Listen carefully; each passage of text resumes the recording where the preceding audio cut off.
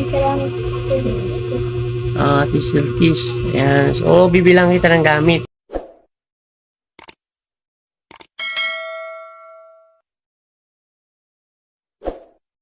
Ayan po mga kaibigan, nandito na po tayo sa bahay ni Nadine. Ayan, yung bagong scout po natin ngayon. Yung batang wala rin siyang gamit. Ano, hello, kamusta kayo?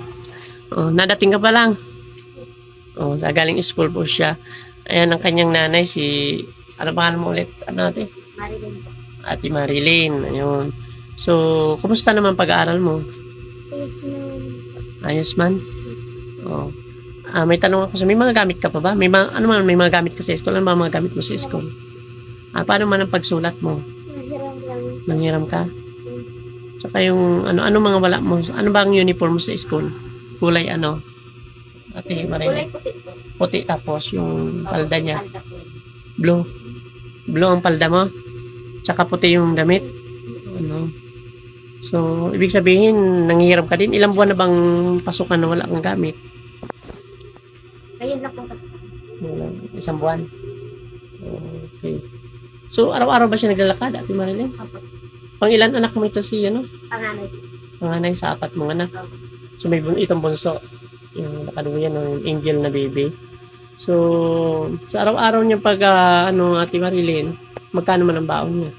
Isang po. Pag 10. pag meron po. Minsan wala siyang baon? Bakit wala siyang baon halimbawa? Bakit wala siyang binabaon? Wala. Wala rin kayo? Oo. Ay, ang asawa mo, Nagtutuntar po din po. Kaso hindi po tuloy-tuloy. Minsan po meron. minsan wala. Minsan meron. Tapos ikaw, wala ka man trabaho, kaanak mo lang din. Paano pag mga anak mo, naglalaba, paano dito? Sino naglalaba? Ikaw na? Yung kapalit po. Tinutulungan ka? Itong bahay, kanino ito? Sa may tatay po. Nakikita na lang po. Yung ang papa ng mo? Opo. So, biyanan. Diyanan po. So, biyanan. Okay, di man kayo pinapalis dito. Hindi na. So, ang talaga natin, si Nadine, So, si Nadine, bibilang kita ng gamit. Masaya ka ba? Ha? Ano masasabi mo dun sa mga sponsor sa'yo ng gamit? Maraming salamat. Ang pangalan nun, Silkis. Ano masasabi mo kay Ate Silkis? Maraming salamat po. Ate Silkis. Ayan. So, bibilang kita ng gamit. So, ikaw naman po ate, kung bibilang siya ng gamit, masasabi mo? So, Salamat po sa magbibigay po ng gamit. ng gamit. Anak mo. Opo. Ilang taon ka naman ate? Yung 28 po. Panganay pa pala ako sa'yo. Saan nagtatrabaho ang asawa mo? Malayo? Sa Quezon po. Quezon? Kagabi lang po Nagpapadala man yun. Panggatas ng iyong baby. Oo. Ito po yung kanilang bahay, yung mga kaibigan. So, dito lang kayo nahiga. Anong nyo dito? Banig. Oo. Baka kutuhin ka na at sige mong pangati. Kaya nga po. Kutuhin siya? Pati mo binibilhan ng suyod. Meron naman po kasi hindi naman araw-araw na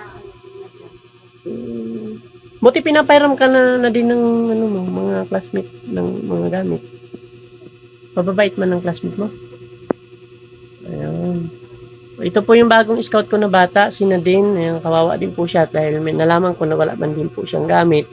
Kaya talagang pinuntahan ko po talaga dito sa bahay nila. Ito po yung bahay nila. At saka, 4 sila magkakapatid. Siyang panganay, si Nadine. Grade ano na ba siya?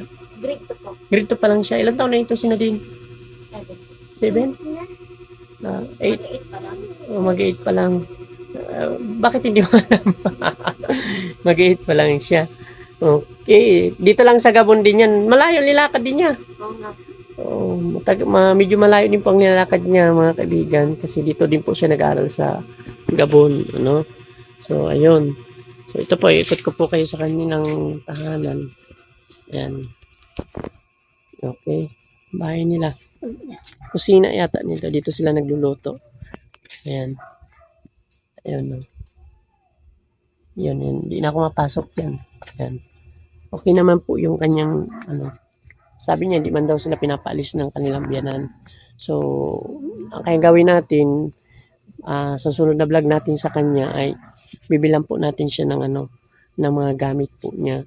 Tapos, ngayon po ay bibigyan po natin siya ng pandagdag sa baon. Kasi minsan wala daw baon si Nadine. Ayan. So, bibigyan ko muna siya ng pangbaon. Dagdag mo pangbaon sa school mo. Tapos, sa Lunes, meron ka ng gamit. Bibigyan kita ng gamit. Ate, Marilyn, bibilang ko siya ng mga gamit sa school. Ilan ba yung notebook na kailangan mo sa school? Ha? 7 po. 7? Tapos Crayola, gunting. So, paano ka ba nagsusulat? Meron ka man tawag doon, papel na sinusulatan. Okay, meron ka man papel. Okay, mahihain man ito si Nadine. Nagmana siya kay mama niya, hindi din para ibig. Ayan. So, yun nga po, abutan ko muna siya ng pangdagdag dun sa baon niya. Okay, tapos abangan nyo po mga kaibigan ang next vlog ko po sa kanila. Kay Nadine, abangan nyo po yung gamit na bibilin ko po sa kanya. At kung nagustuhan nyo po ang aking video, please subscribe, like, comment, ipakapindot na rin po ng notification bell. Select all nyo po para like kayong updated sa aking mga videos, aking mga vlogs, at sa nagpapasalamat din po ako sa mga sponsor na minamahal kong sponsor at mga supporters, viewers po. Ayan, maraming salamat po. God bless you po. Bigyan ko po siya ng 200 pesos. Ayan, mga kaibigan. Tapos sa susunod yung gamit na, abangan nyo pa next vlog ko kay Nadine. Ayan Ayan Nadine Bigay mo to kay mama mo. Ano yan? Pambaon mo ito ha. Ayan. Ayan. So, ano masasabi mo? Galing yan kay Ate Silkis. Ate Silkis. Ate Silkis ha. Baka lang hindi malimutan. Sponsor mo na yon dahil siya magbibili ng gamit mo. Salamat po sa sa pagbigay ko sa anak ko.